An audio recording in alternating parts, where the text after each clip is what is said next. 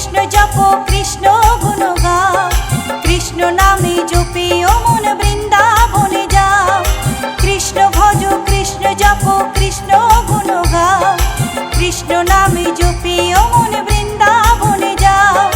কৃষ্ণ নামে মুক্তি পাবে, মানব জীবন ধন্য হবে। কৃষ্ণ নামে মুক্তি পাবে, মানব জীবন ধন্য হবে। হরে কৃষ্ণ কৃষ্ণ কৃষ্ণ হরে হরে। ওং নমো ভাগবতে বাসুদেবায়। নমস্কার, আজ আমি শ্রীমদ্ ভগবদ্গীতার ত্রয়োদশ অধ্যায় প্রকৃত পুরুষ বিবেক যুগের 4 এবং 5 নম্বর শ্লোক আপনাদের করে শোনাব। তার আগে আমি গীতা কথা চ্যানেলটি অতি অবশ্যই লাইক, শেয়ার এবং সাবস্ক্রাইব করবেন। সাবস্ক্রাইব করতে কেউ ভুলবেন না। এই 4-5 নম্বর শ্লোকটির মূল বিষয় হচ্ছে ভগবান এখানে বলতে চেয়েছেন যে সে ক্ষেত্র কি, তার প্রকার এবং তার বিকার কি, কী থেকে উৎপন্ন হয়েছে, তার প্রভাব কী, তা আমি সংক্ষেপে বর্ণনা করছেন এখানে। আর এক্ষেত্রে বলছে ক্ষেত্র এবং ক্ষেত্রকে জ্ঞান ঋষিগণ বৈদিক শাস্ত্রে বর্ণনা করেছেন। বেদান্ত সূত্রে তার বিশেষভাবে যুক্তিযুক্ত সিদ্ধান্ত সহকারে বর্ণিত হয়েছে। এই ক্ষেত্র এবং ক্ষেত্রজ্ঞ, এই আগে বলেছি, এগুলো মানেগুলো আপনারা নিশ্চয় বুঝতে পারছেন যে ক্ষেত্র এবং ক্ষেত্রজ্ঞ কী, আর এটা বিশ্লেষণ করেছেন তিনি। 4 নম্বর শ্লোক শুরু করছি। তার আগে বলুন রাধে রাধে, জয় শ্রীকৃষ্ণ। শ্রীশিল প্রভুপাদের গীতার গান, কেউ তিনি স্কিপ করবেন না দয়া করে। সেই ক্ষেত্র আর ক্ষেত্রজ্ঞের বিচার কি, তার স্বরূপ কিংবা তার কি বিচার, কি তার প্রভাব কিংবা কোথা হতে হয়, শুনো তুমি করিয়া নিশ্চয়।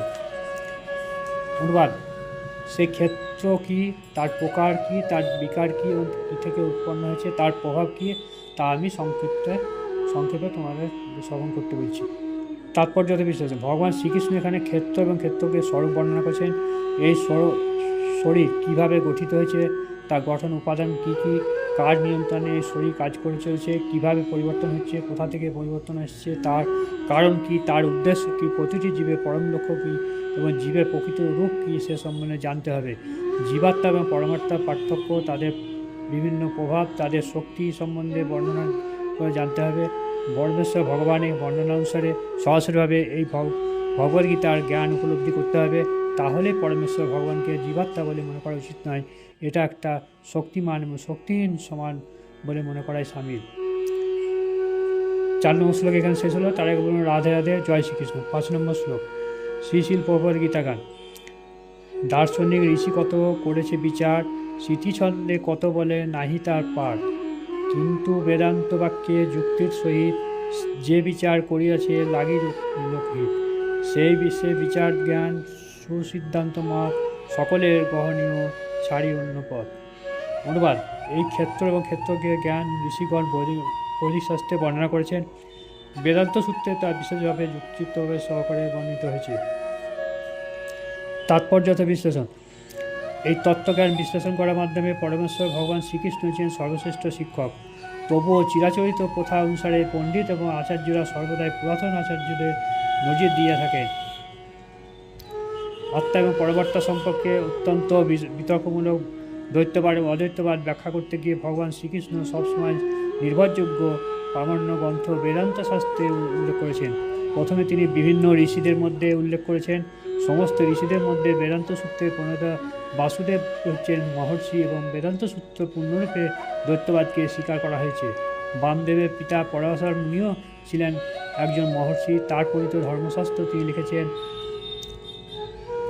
অহম তত্ত্বম তথান্য, অর্থাৎ আপনি আমি এবং অন্য জীব সমস্ত জড়তে থাকলে তা জড়াতীত। আমরা আমাদের কর্ম অনুসারে জগতে 3টি গুণের বন্ধনে পরিত হয়েছি। তার ফলে কেউ উচ্চ স্তরে, আবার কেউ নিম্ন স্তরে অজ্ঞানতার ফলে উচ্চ এবং নিম্ন প্রকৃতির বিদ্যমান হয়। অগণিত জীবদের তারা প্রকাশিত হয়, কিন্তু পরমাত্মা যিনি অচ্যুত, তিনি কখনোই তার গুণের দ্বারা কলুষিত হন না, তিনি গুণাতীত। তেমনি আদিবেদে বিশেষভাবে কঠোর পরিষদে আত্মা পরমাত্মাদের পার্থক্য নিরূপণ করা হয়েছে। বহু মুনি ঋষি ব্যাখ্যা করেছেন। পরাশর মুনিকে তাদের প্রধান গণ্য বলে গণ্য করা হয়ে থাকে। ছন্দভিং শব্দটি এখানে দ্বারা বৈদিক শাস্ত্রকে বোঝানো হয়েছে, যেমন যজুর্বেদের একটি অংশ তৈত্তরীয় উপনিষদে প্রকৃতি, জীবাত্মা এবং পরম পুরুষোত্তম ভগবানের বর্ণনা করা হয়েছে। আগে বলা হয়েছে ক্ষেত্র বলতে বোঝায় কর্তব্য কর্মের ক্ষেত্র।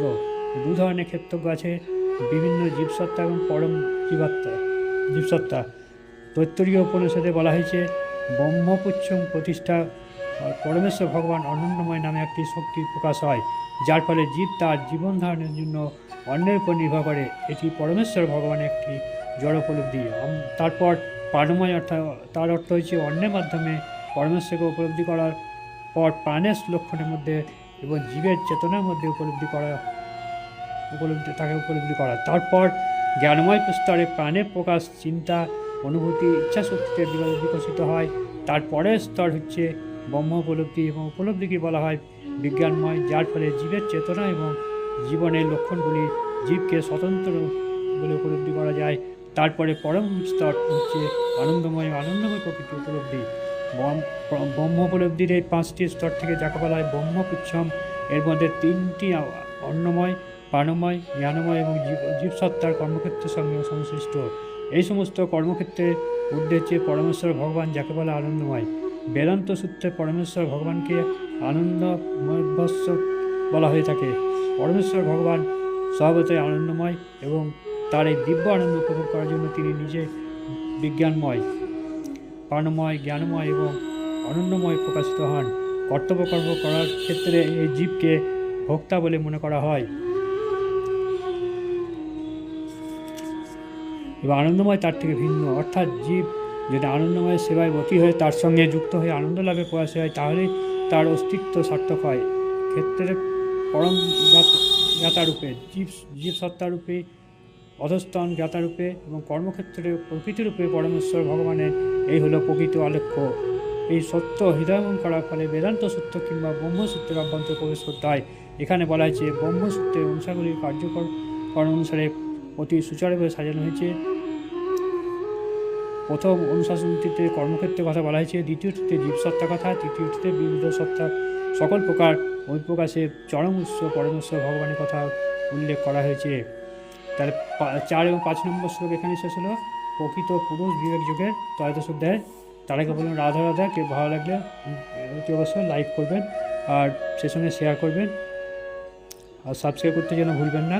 আর পাশে বেল আইকনটি টিপবেন, তাহলে আমি যে আপনাদের শ্লোকগুলো পড়েছি সেগুলি সমস্ত শ্লোকই আপনারা শুনতে পাবেন। জয় শ্রীকৃষ্ণ, রাধে রাধে।